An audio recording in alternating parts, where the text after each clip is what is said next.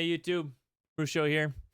Got a little tech deck for you. Haven't done this before, but figured if I was gonna give it a shot, we're gonna start with one of my favorite commanders, Sauron the Dark Lord.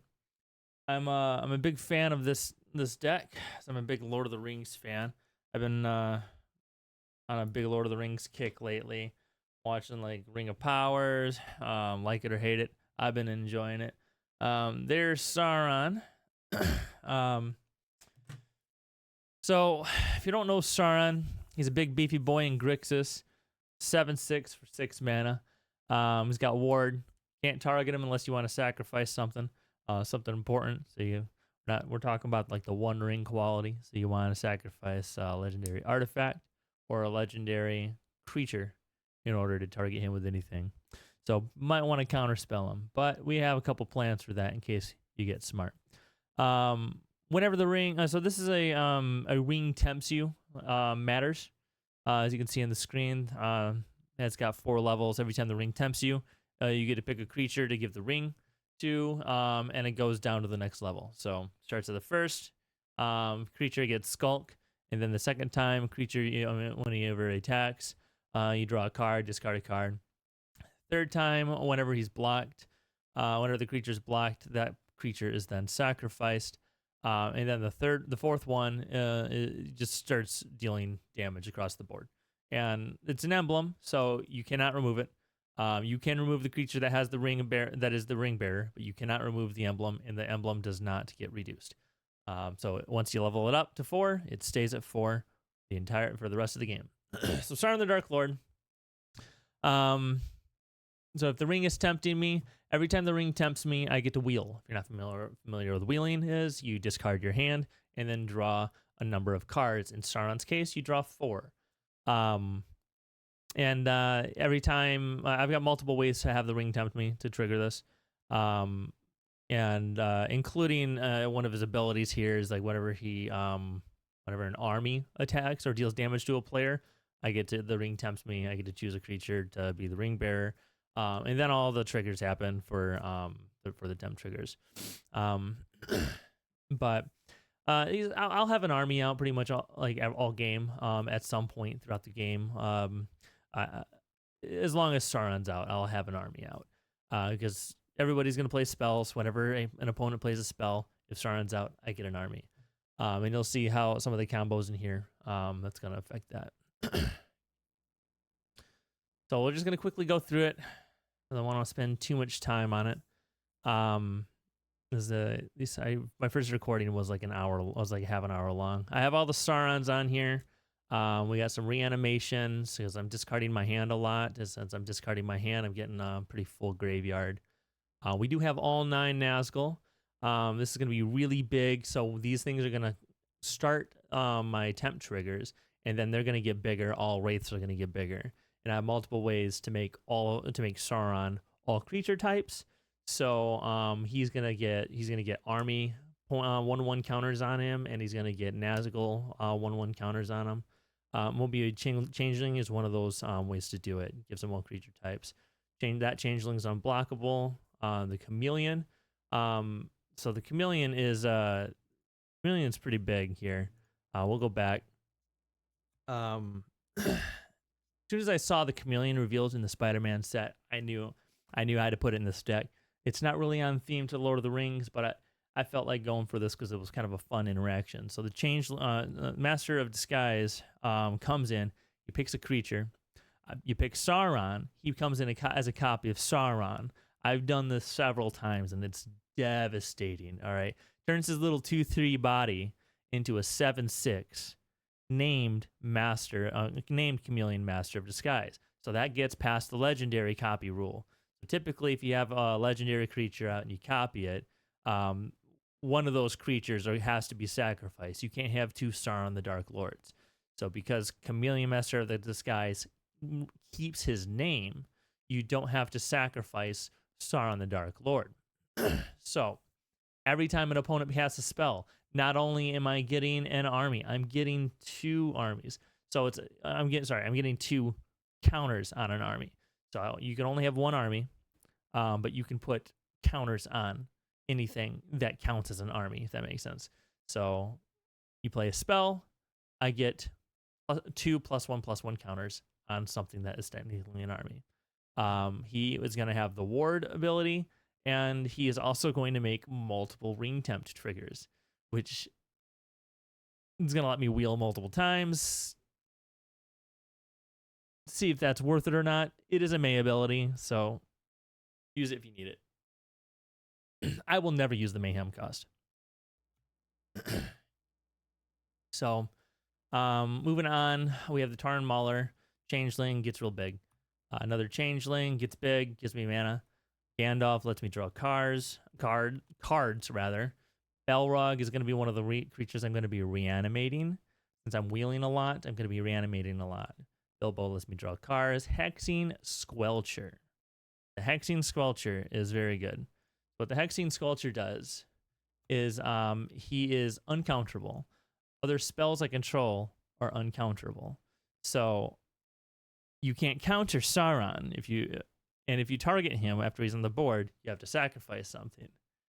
Not only do you have to sacrifice something, is if Hexing Squelcher's on the board, that's going to be another instance of ward. So he's got 2 instances of ward. One of them's pay 2 life, and the other one is sacrifice something. So and then very, very good in this deck. I have 3 copies of Hexing Squelcher, and I have him in multiple decks. So he's really good. Saruman, the White Hand, flavor add, Grima, Wormtongue, flavor add. Or I have Oryx, just a removal spell with some amass Oryx triggers there. Now,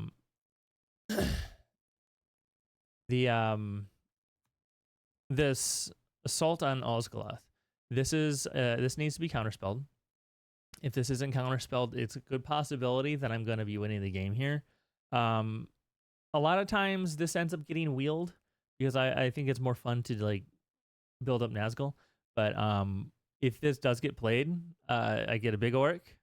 If I'm able to make Sauron all creature types, he becomes an Orc, and he's able to get double strike, and he's hitting people for 14 in addition to whatever counters he's got on him. Very scary. Some removal spells gives me a ring tempt. I try to get like a lot of these removal spells. I'm trying to be pretty thematic. Blasphemous Fact. I mean, you got a couple board wipes in here. Now we're getting into some reanimation.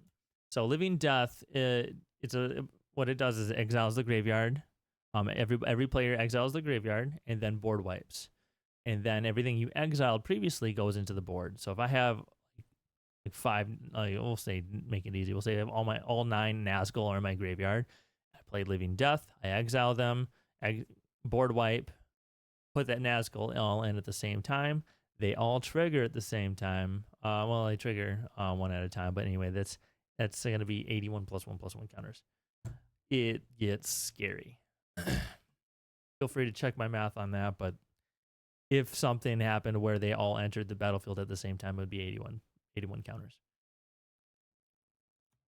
Singularity Rupture. So what that does, it's combos with Rise of the Dark Realms. I board wipe each player, including myself, because I am going to target myself with this.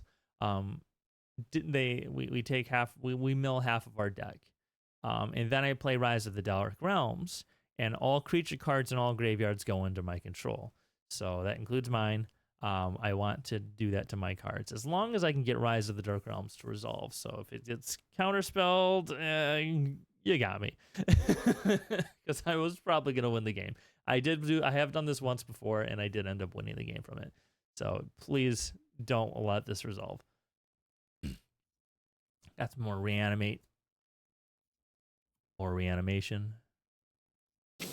More reanimation with flavor. More reanimation with flavor. And then we get into some removal spells. This one's kind of fun. What this one also does, in addition to removing a creature's, killing a creature, it also reduces. It causes the player who owns the creature to have their hand size get reduced down to 4. So you exile the card. That player chooses what cards to exile, but they have to exile down to 4.